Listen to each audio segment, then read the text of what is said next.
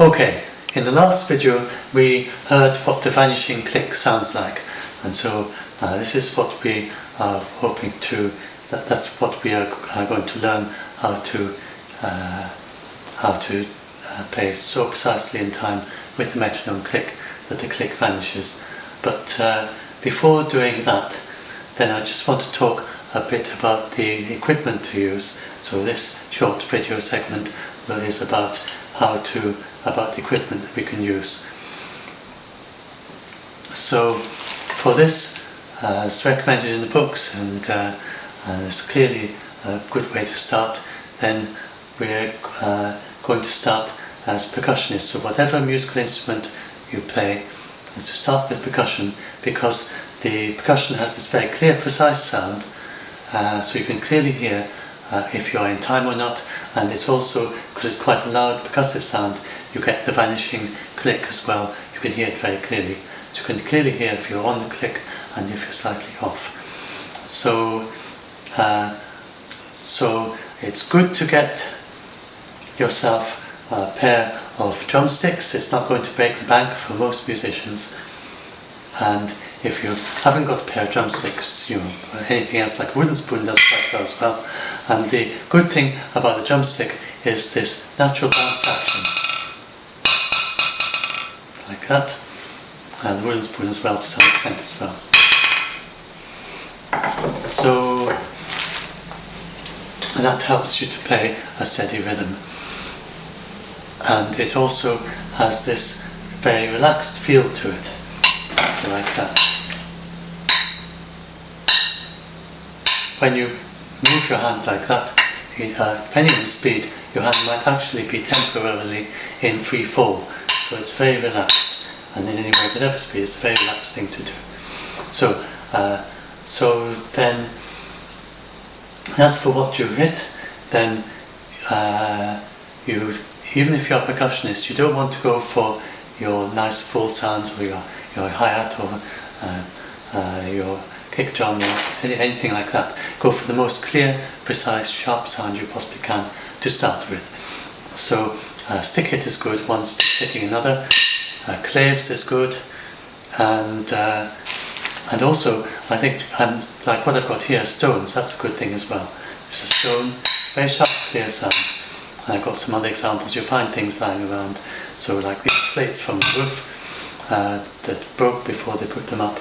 Here's the wooden bowl turned upside down, ceramic things, and so on.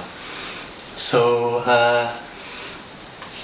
so now we come to the metronome, and on the metronome we want the crispest, clearest sound you get there as well. And so here on bounce metronome, I've got it set to claves. So the claves, that's a good sound to choose on your metronome. If you have, for instance, studio drummer, which you can use against with bounce metronome. If you use studio drummer, then you have a stick hit. So stick hit or claves, they are good sounds to use. And you want to set, if you have the option, then you want to set it to the most dry sound you can. So on studio drummer, I use bold and dry. And if you've got one of these sliders where you can set how wet and dry it is, you don't want any reverb, as little as possible reverb as you can have for this exercise. So, so now the next thing, I'm definitely going to recommend that you get the bounce metronome if you possibly can, if you haven't got it already. And the reason for that is because it's got the natural bounce action. So I was talking about how you have this natural bounce action, and it's how relaxing it is. And if you set bounce metronome going with its bounce action, now if you just follow the bounce on the screen, and now if you hit something, you will already be pretty much at the vanishing click just by following the visual bounce. However, to get that to work, after you've downloaded bounce metronome, I should just say where you can get bounce metronome from. So you get bounce metronome from bouncemetronome.com, and when you first install it on your computer, then this screen will come up, which is it tells you it's got a button you can use to buy. And that's because it's a commercial version of it with for more advanced metronome technique and for complex rhythms. For this we just need the free taster, so it is completely free. There is no nag screen, so this window that comes up, you'll find a couple of checkboxes at the bottom. You can click those to dismiss it if you want to use the free taster, so to be sure to do that. So you can click and just get rid of these. This is just to help people who want to buy it very quickly when they first download it. So if that's not what you wanted to do straight away, just uncheck those two buttons. And many people use it just as the free taster. There's absolutely no obligation to buy. So now and sadly, Bounce Metronome is only available for Windows. It will run on. It won't run on Windows Mobile. It will run on these little netbook things. So I've got a little netbook. Most of these run Windows 7 Starter, and that is also fine. Windows Mobile is no good, but Windows 7 Starter it can run. And pretty much all versions of the full Windows that are still current these days. So, and including Windows 8. So that's Bounce Metronome, but sadly it won't run on Android, it won't run on iPad or Mac or Linux. And I would very much like to create, and it also unfortunately can't run in a web page. I would very much like to create like the equivalent of these online web metronomes, but with the bounce action. So that is on my to-do list for the future. I probably won't get to it until sometime next year, and I don't know how easy it will be to do. But sadly, this program that I wrote, it is intricately involved with the Windows operating system. It calls things in the Windows operating system all the way through, and there's no way that I can port it to another operating system, sadly. So it's for Windows only, and I will have to start a new program when I get to other operating systems. So, however, what I can provide for you is the videos on YouTube. So there are many rhythm videos made with Bounce Metronome, and I will make some also especially for this talk. So you do use these videos, and you can ask me for new videos. If there's something you particularly want, just ask. And I would say, if you are blind, there's a new feature in Bounce Metronome called the pitch bounces, and that's an audio version of these visual bounces that I've just been talking about. So this is in the latest version of Bounce Metronome, and it's an experimental new feature.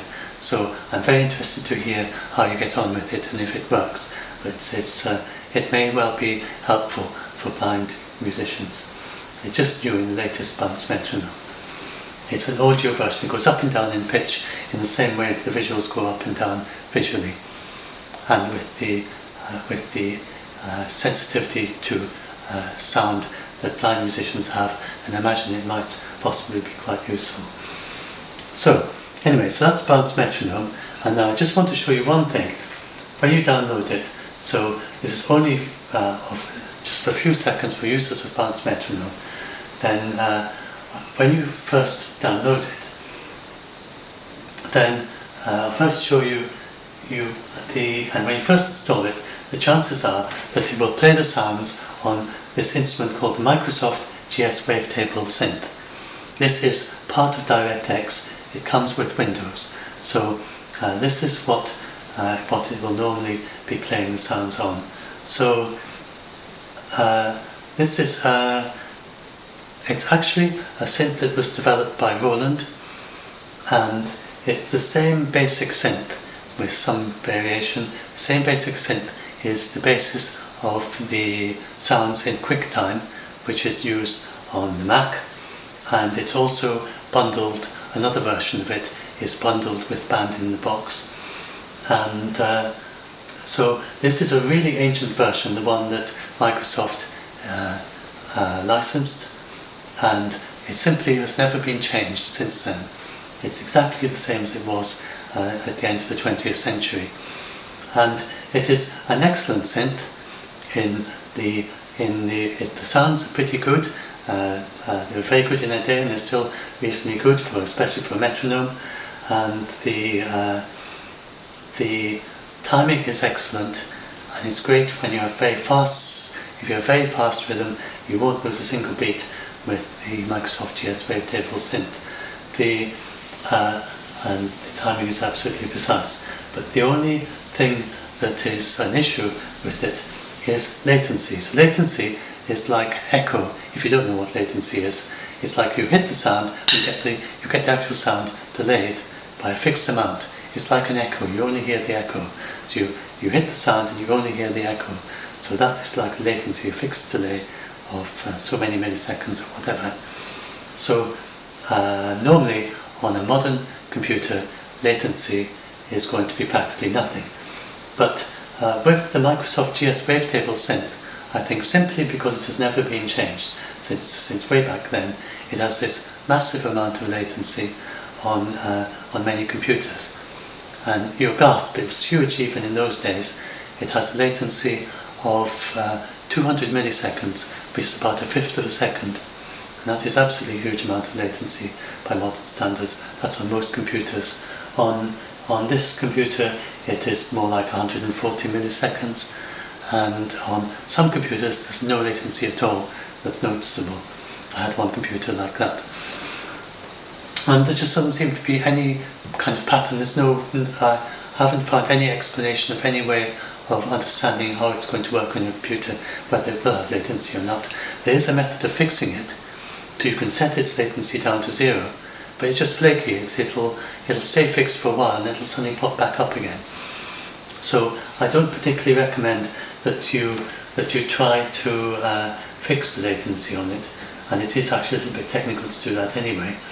But instead, in Bard's Metronome, all we're interested in, we're not actually playing this as a musical instrument, we're just interested in synchronizing it with the bounce. So in order to do that, if you just go to the bounce options window and choose set a bounce synchronization delay, and you can set the delay in milliseconds. So I've set it to 140 milliseconds, and you will find instructions there as to try to help you and guidance as to how to set that field. So that's I wanted to tell you about because that's quite important for this exercise. You mightn't always want to synchronize, you might even like it to have it delayed even more, and like orchestral player following conductor, and the conductor is often way ahead of the orchestra.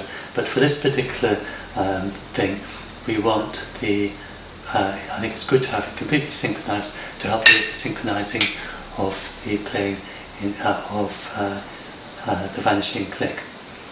So that's the main things I want to say about the equipment. So that's the bounce and setting the synchronization delay, set the clearest, most precise sounds you can on your metronome, and the same playing yourself, and so you're playing with the most precise sound you can access that you have available to you.